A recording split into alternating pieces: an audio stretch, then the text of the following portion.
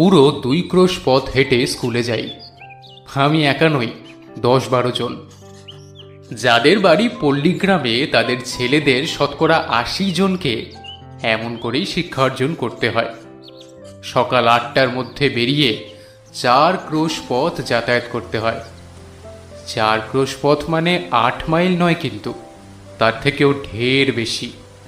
বর্ষার দিনে মাথার ওপর মেঘের জল আর পায়ের নিচে 1 হাঁটু কাদা, এবং গ্রীষ্মের দিনে কড়া সূর্য ও ধুলোর সাগর দিয়ে স্কুল ঘর করতে হয়।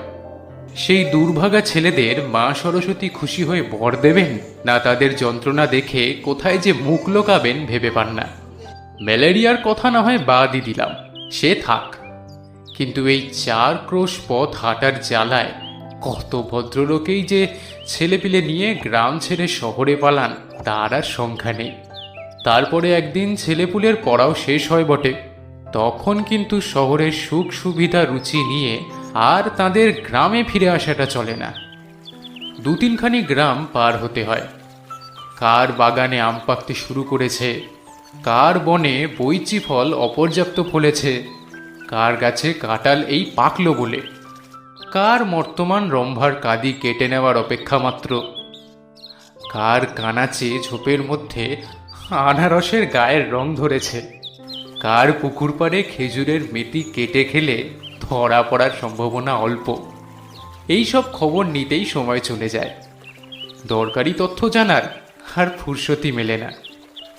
কাজেই এক্সামিনের সময় ইডেন কি জিজ্ঞাসা করলে বলি পার্সিয়ার বন্দর, আর হুমায়ুনের বাপের নাম জানতে চাইলে লিখে দিয়ে আসি তোগলক খাঁ। আমাদের গ্রামের একটি ছেলের সঙ্গে মাঝে মাঝে স্কুলের পথে দেখা হতো। তার নাম ছিল মৃত্যুঞ্জয়। আমাদের চেয়ে অনেক বড়, 3rd ক্লাসে পড়ত। কবে যে সে প্রথম 3rd ক্লাসে উঠেছিল এ খবর আমরা কেউ জানতাম না। সম্ভবত তাহা প্রত্নতাত্ত্বিকের গবেষণার বিষয়।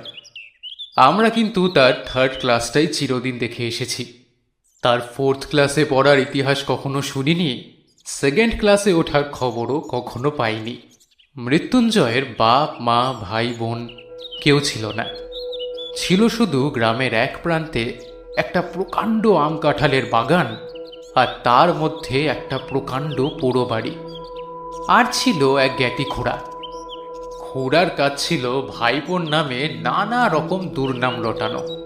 সে গাঁজা খায়, সে গুলি খায়, এমনই আরো কত কি। তার